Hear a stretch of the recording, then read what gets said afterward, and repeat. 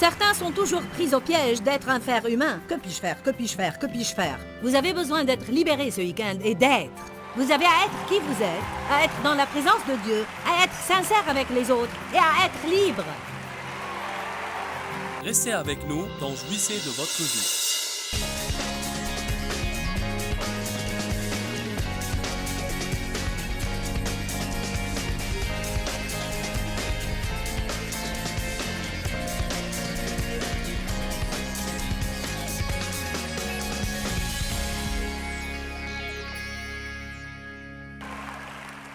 On peut parler de la liberté de la peur, de plein de choses dont on peut être libéré.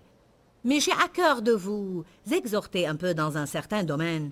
Et je sens que nous avons à libérer notre foi afin de recevoir une percée dans ce domaine alors que nous continuons l'adoration. Et c'est le domaine de la liberté dans les relations avec les autres, de façon à ne pas nous sentir insécurisés dans nos relations. Combien savent que l'insécurité est un tourment? Vous ne m'avez pas entendu, j'ai dit l'insécurité est un tourment.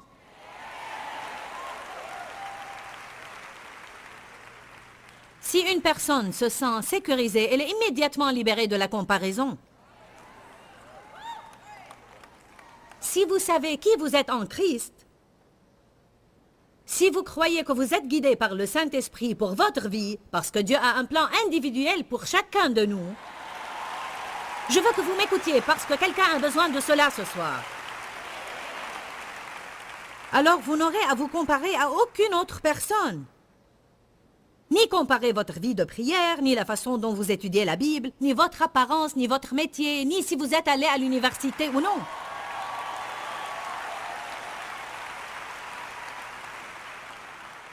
Vous pouvez être aussi unique que vous le voulez. Et ça va.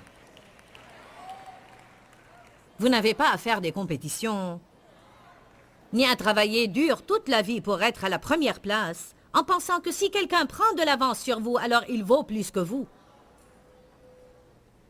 Vous pouvez vous sentir à l'aise avec les riches et avec les pauvres. Vous pouvez être célibataire et vous sentir à l'aise avec des gens mariés, ou mariés et vous sentir à l'aise avec des célibataires. Vous pouvez être des veuves et des veufs et vous sentir à l'aise avec vos amis mariés. Allez!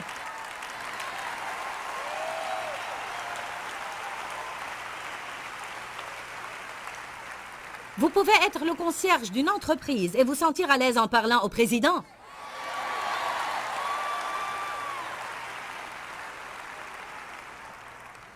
Je vous dis, je déteste le diable à cause des tourments qu'il impose aux gens. Et je crois vraiment que nous devons lui écraser la tête ce week-end.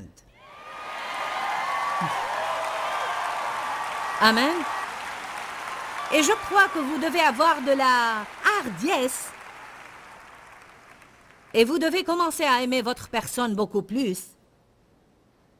Et je crois que ce soir, vous devez vous libérer de toutes les craintes que vous avez à propos de vous-même. J'ai dit, vous devez vous libérer de toutes les craintes que vous avez à propos de vous-même.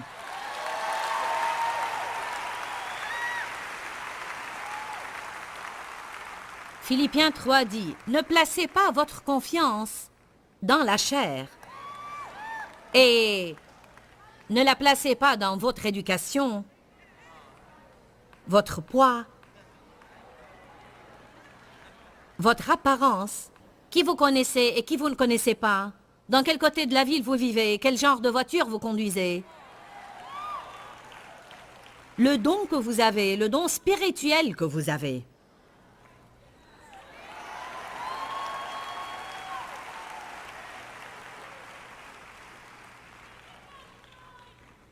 Je vous dis, j'en ai assez d'entendre cette question. Quel est votre don? Dites-nous laquelle des 5 fonctions spirituelles principales vous occupez. Je n'ai pas encore découvert. Je sors et je fais ce que je suis guidé à faire. Amen. Dieu merci, j'ai finalement appris comment être un être humain et non pas un fer humain.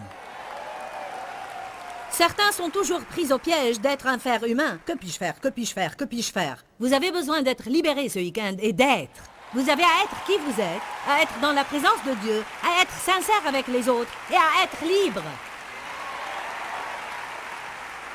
Alors, je vais prier. Ma Bible dit que quand un homme juste prie,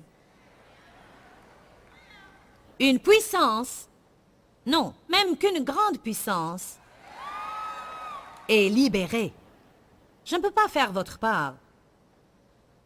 Je peux faire ma part, et le Seigneur fera sa part. Cela est garanti. Et votre part est de croire et de recevoir. Croire et recevoir.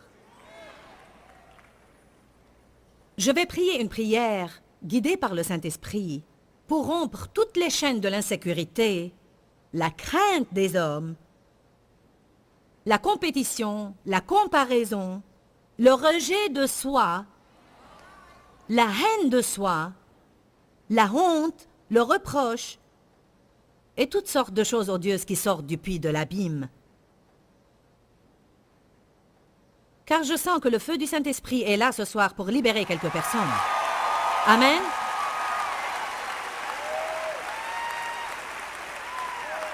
Oui. Peut-être qu'il y a des personnes parmi vous ce soir qui sont physiquement malades, mais je vais vous dire quelque chose. Il y a des maladies de l'âme qui sont pires que toute maladie qui pourrait atteindre votre corps. Jésus veut guérir ceux qui ont les cœurs brisés. Père, nous venons à toi dans le nom de Jésus. Dites tous Jésus. Non, dites-le comme l'aveugle Bartimée l'a dit.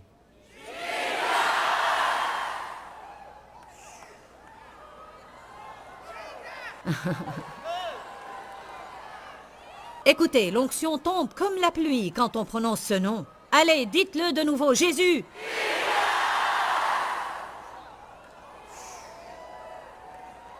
Vous ne pouvez pas acheter cela d'aucun centre commercial en ville. Dans ton saint nom, tout comme David a confronté Goliath, nous confrontons la puissance de l'ennemi ce soir. Et avec toute hardiesse et dans ton nom, nous disons à Satan et à ses démons, qui êtes-vous pour oser défier le Dieu vivant? Père, je prends autorité sur l'insécurité, parce qu'une partie de notre héritage consiste à être sécurisé en toi. Tu as dit, toute arme forgée contre nous sera sans effet, et toute langue qui s'élèvera en justice contre nous. Je prends autorité sur la crainte du jugement des hommes,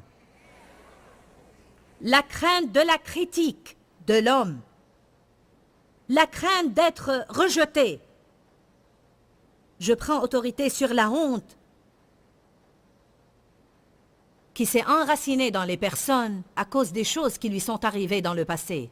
Ils ont honte de qui ils sont et ils ne vivent pas selon la réalité de la nouvelle créature qu'ils sont. Je prends autorité sur la comparaison, la compétition, le rejet de soi, la haine de soi,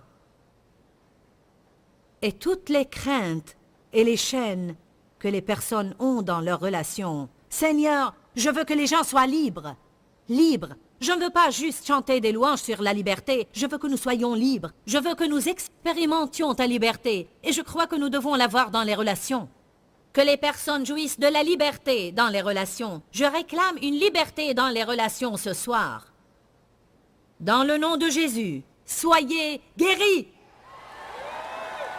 Merci Seigneur pour ta puissance. Allez, allez, libérez votre foi et recevez la liberté. Tendez le bras et saisissez-la et dites, c'est pour moi. Elle est mienne, je la reçois. Ouh, gloire. Nous élevons ton nom, Seigneur éternel. Merci pour la sécurité que nous avons en toi. Maintenant, dites tous, je suis confiant. Ma confiance est en Christ. Je ne crains pas les hommes. Je ne crains pas leurs opinions, leurs jugements ou leurs critiques. Je suis libre. Je ne me compare à personne. Je n'ai pas à rivaliser pour être à la première place. Parce que j'appartiens à Dieu et je lui fais confiance. Il me mettra là où il veut que je sois. Et je suis satisfaite là où il me met. Je suis libre. Alléluia. Allez, louez le Seigneur. Je suis reconnaissante d'avoir le Saint-Esprit.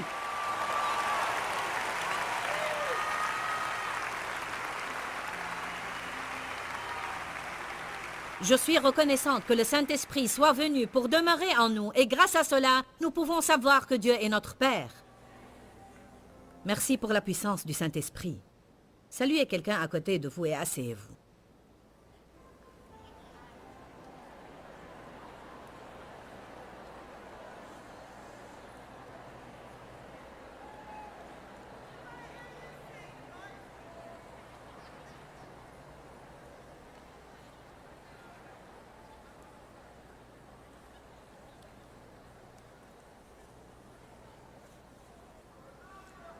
Quand je visite Jacksonville, je ne peux que me souvenir de ma première visite à cette ville.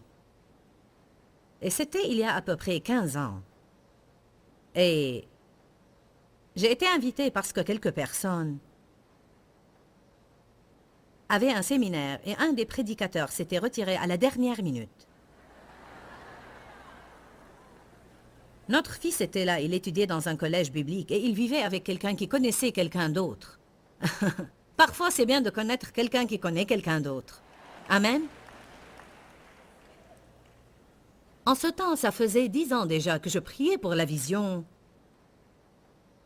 Et je priais pour le rêve que j'avais et qui consistait à aider les gens. J'ai enseigné la Bible pour 5 ans à la maison et j'ai travaillé 5 ans dans le ministère de quelqu'un d'autre. Puis je suis sortie de la barque et Dieu m'a appelé à avoir mon propre ministère et à m'étendre au nord, au sud, à l'est et à l'ouest. Mais personne ne me connaissait. Je ne savais pas qui ou comment quelqu'un pourrait m'inviter quelque part. Et j'ai été invitée à cette conférence-là. Et ensuite, j'ai été invitée à prêcher dans une église pendant que j'étais là. Et en fait, le pasteur de cette église est à Maine maintenant. Mais il était le pasteur là, le pasteur Ron Duran. Quel était le nom de l'église que vous aviez ici? Spring Park Church. Combien de personnes étaient présentes le jour où j'ai prêché? 200 ou 300. Mais en fait, j'ai été invitée ici pour participer à une conférence sous le nom « Les femmes de Jacksonville pour Jésus ». Je ne sais pas si vous faites toujours ces conférences, mais je vous dis, vous ne savez pas combien j'ai eu peur ce soir-là. En fait, ce qui s'est passé est que j'étais en train de prier et j'ai dit à Dieu, « Il faut que tu fasses quelque chose. Je vais m'attacher à ce rêve et à cette vision. Il faut que tu fasses quelque chose. » Puis j'ai reçu ces 2 invitations. L'une d'elles était d'aller et faire quelque chose avec Charles Capps à Denver et j'ai dit, « Wow, gloire à Dieu! » Et ensuite, j'ai été invitée ici et parmi les prédicateurs, il y avait Daisy Osborne, une dame appelée Révérende Evans et d'autres personnes qui étaient célèbres aussi. Et évidemment, j'étais une personne qui vient de nulle part. Mais tout à coup, j'ai pensé que je vais avoir l'opportunité de prêcher avec ces gens célèbres. Alors, je suis allée à Denver, et Charles Capps a eu un imprévu et n'a pas pu venir. J'étais donc la seule à prêcher, et très peu sont venus me voir. Alors, le temps que j'arrive ici, ma foi était faible. J'avais déjà peur quand j'étais allée à Denver, mais j'avais vraiment peur quand je suis arrivée ici, car j'avais vécu une mauvaise expérience là-bas. Je vous le dis. J'ai prié et je suis venue à la réunion du vendredi soir. En fait, on m'avait demandé de faire un travail de groupe le samedi et je suis arrivée le vendredi soir parce qu'ils avaient demandé à tous les prédicateurs de partager un tout petit peu à propos de leur atelier. Ici, au premier rang, il y avait révérend tel et révérend tel, toutes ces personnes célèbres et ensuite, il y avait moi. J'avais et j'ai et j'aurai toujours une large vision pour nos cassettes d'enseignement parce que quand Dieu m'a appelé au ministère, il m'a parlé de la puissance et de l'importance de la parole sur des cassettes. Alors nous sommes arrivés ici avec une table pleine de cassettes. Et quelques-uns des autres prédicateurs qui étaient célèbres et d'une renommée mondiale avaient une toute petite table, peut-être comme ça, ou même rien, alors que j'avais une grande table pleine de cassettes. Les gens passaient devant notre table et disaient « Avez-vous jamais entendu parler d'elle? C'est qui? La connaissez-vous? » « Non, non, je ne la connais pas. » Et à chaque fois que j'entendais ces remarques, je me sentais découragée. Et quand on m'a demandé de partager à propos de mon travail de groupe, je me suis levée et j'avais tellement peur que j'ai ouvert ma bouche pour dire quelque chose et je n'ai rien pu dire. Ma fille m'a gentiment dit ce matin, c'était la dernière fois que tu as ouvert la bouche sans rien pouvoir dire. J'avais un choix à faire à ce moment-là et beaucoup d'entre vous se sont trouvés face à un choix qui est vraiment une épreuve. Et j'espère que vous l'avez passé avec succès. Peut-être certains ne l'ont pas passé et certains se trouvent dans cette impasse dans leur vie. Mon choix était d'écouter ce que me disait le diable et de rentrer chez moi là où il me disait que j'appartenais à ma petite ville Fenton et ne plus jamais en sortir. Parce que qui j'étais et pour qui je me prenais? Je trompais qui? Et tout ça était des choses que j'avais inventées. J'avais à choisir, soit à faire cela, soit à ouvrir ma bouche et essayer de nouveau, sachant que si je m'étais tenue là-bas pour longtemps sans pouvoir rien dire, j'aurais fait preuve de stupidité. Je remercie Dieu de m'avoir donné la grâce d'ouvrir ma bouche et d'essayer de nouveau. J'ai partagé à propos du sujet de mon atelier, et puis le deuxième jour, je suis venue. Je ne sais pas combien de personnes il y avait là. La salle était très petite. Elle avait la dimension de 2 énormes salles de bain. Dave dit qu'elle pouvait contenir 400 personnes. Bon, et j'ai pensé, et si personne ne venait? Et s'il n'y avait que 3 personnes dans cette salle? Et s'il n'y avait que 5 personnes? Si personne ne venait, personne ne me connaît. Qui sait que le diable aime nous tourmenter? Amen. Et sûrement, quand vous débutez n'importe quelle chose, vous manquez d'expérience, et le manque d'expérience rend plus facile à la peur de pénétrer. Il y a une grande valeur dans le fait d'être capable de témoigner que vous êtes toujours là, parce que plus vous êtes là, plus vous gagnez de l'expérience. Et chaque fois que vous passez par une certaine difficulté et vous la surmontez, cela vous rendra sûrement beaucoup plus fort face à la difficulté suivante. C'est un bon témoignage de dire « Je suis chrétien depuis 20 ans et je suis toujours là ». Amen. Ce témoignage par lui-même est une victoire. Vous n'avez pas reculé. Le diable ne vous a pas éliminé. Alors, le jour d'après, je suis allée à mon atelier, effrayée et tremblante. Il y avait tellement de personnes qui étaient venues qu'il n'y avait plus de place. Et à la fin de la réunion, les gens se sont pressés autour de ma table de cassette. Je ne sais pas si Dave a vécu une autre expérience pareille, parce qu'à ce moment-là, on était seuls. Dave et moi, on faisait tout. On déchargeait le véhicule qui nous transportait, il sortait les cassettes et il les rangeait par la suite. Aujourd'hui, on m'a dit que quand nous voyageons, nous avons 58 personnes qui voyagent avec nous. C'est un personnel payé que nous emmenons avec nous. Alors, ce n'est plus Dave et moi seulement. Dieu est en mouvement, amen. Alors, quand je viens à Jacksonville, c'est toujours le bon moment de me souvenir d'où je suis venue. Est-ce que vous savez que la Bible nous encourage à faire cela? D'une part, nous apprenons à ne pas revenir sur le passé, pour ne pas tomber dans le piège du passé. Mais dans Deutéronome 8, Dieu a dit aux Israélites, « Souviens-toi de tout le chemin que l'Éternel, ton Dieu, t'a fait faire pendant ces 40 ans dans le désert afin de t'humilier et de t'éprouver, pour savoir si tu garderais ou non mes commandements. » Je me souviens de la première camionnette que nous avions, des pneus crevés et de la rouille. Je me souviens de la première photocopieuse que nous avons achetée d'une église baptiste à 500 $ et nous l'avons payée en mensualité de 50 $. Et je suis heureuse de dire que c'était la dernière chose que j'ai achetée en mensualité. Cela témoigne vraiment de la fidélité de Dieu. Pense à cela, Dave. C'était la seule et la dernière chose que nous avons achetée en plusieurs versements. Il est bon de revenir sur le passé. Je me souviens de cette petite église où je suis allée une fois et où il y avait peut-être 50 personnes et j'ai senti que je faisais des funérailles plutôt qu'une réunion à l'église. Je n'ai jamais vu des personnes à l'allure aussi sombre, triste et à moitié morte dans toute ma vie. Parfois, je m'énerve face à des situations pareilles. Dieu merci, je ne me trouve plus vraiment dans de telles situations, mais je me souviens que j'ai enlevé ma veste, j'ai retroussé mes manches et j'ai pensé « Diable, tu ne vas pas me vaincre ». J'ai vécu des moments embarrassants. Une église a planifié une célébration. Souvent, les gens pensent que s'ils invitent quelqu'un, en ce temps-là, je passais seulement à la radio. Et bien entendu, les gens pensaient que j'étais une star. Et il ne savait pas que chaque personne qui avait les moyens de payer passait à la radio. C'est pourquoi vous entendez dire une grande variété de choses. En fait, toute personne qui possédait de l'argent à l'époque pouvait passer à la radio et dire tout ce qu'elle voulait. Sauf si la station était assez stricte pour garder les choses pures, et la plupart d'entre elles le sont, Dieu merci pour cela.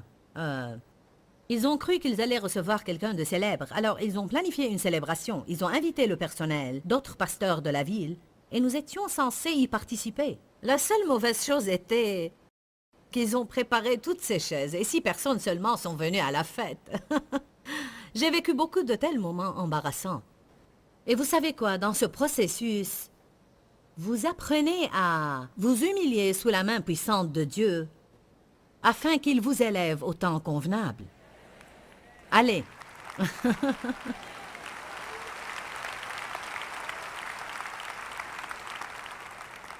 J'ai découvert que si nous ne savons pas comment nous humilier, il nous aidera. Alors j'ai vécu plusieurs expériences humiliantes dans ma vie jusqu'à ce que j'en suis arrivée à un point où j'étais tellement humiliée que si je me tenais devant une foule de milliers de personnes, je ne serais pas fière de moi-même parce que je sais bien et sans aucun doute que Dieu se sert de ce que le monde considère comme une folie pour confondre les sages. Amen.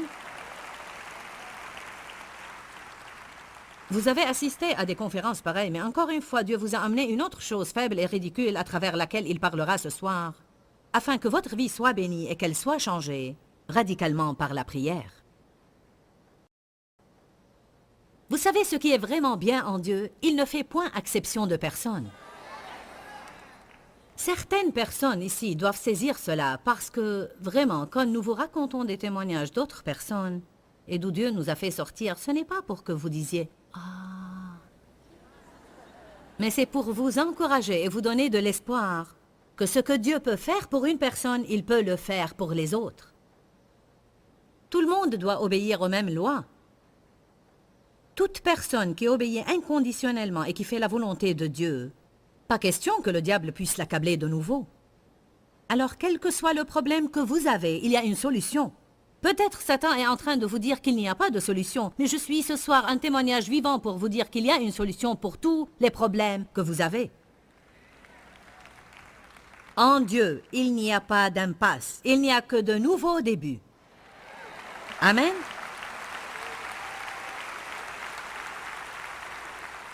Et vous savez quoi? Dans l'avenir que Dieu vous a préparé, il n'y a pas de place pour l'échec du passé. Vous pouvez alors fixer des limites et dire adieu à tous ceux des ordres. Et dire ce soir, je vais changer de direction et je vais avancer parce que Dieu n'a pas encore fini avec moi. Amen. Alléluia. Vous savez, l'onction de Dieu est la chose la plus précieuse que nous avons. L'onction. J'étais chrétienne pour des années et je ne savais rien à propos de l'onction. Un mot inconnu. Je ne savais pas qu'elle m'était disponible. Et c'est vraiment triste quand les gens passent toute leur vie à l'église sans savoir ce qu'est l'onction. Le mot onction signifie être couvert complètement d'eux. Nous sommes moins par le Saint-Esprit. N'est-ce pas magnifique de penser que nous sommes entièrement couverts et frictionnés par la puissance du Saint-Esprit? Je crois en la puissance de la parole de Dieu. Elle a changé toute ma vie. Je sais que Dieu ne fait point exception de personne et ce qu'il a fait pour moi, il peut le faire pour vous. Permettez-lui de commencer aujourd'hui à faire de grands changements dans votre vie par la puissance de sa parole. À bientôt. Que Dieu vous bénisse. Pourquoi Seigneur, pourquoi? Dans ce livret, Joyce Meyer nous enseigne à travers la parole comment être délivré de la confusion. Pour obtenir ce livret gratuitement, écrivez-nous à Joyce Meyer, boîte postale 40095-6300 Larnaca, Chypre. Ou bien visitez notre site web www.joycemeyer.org/fr.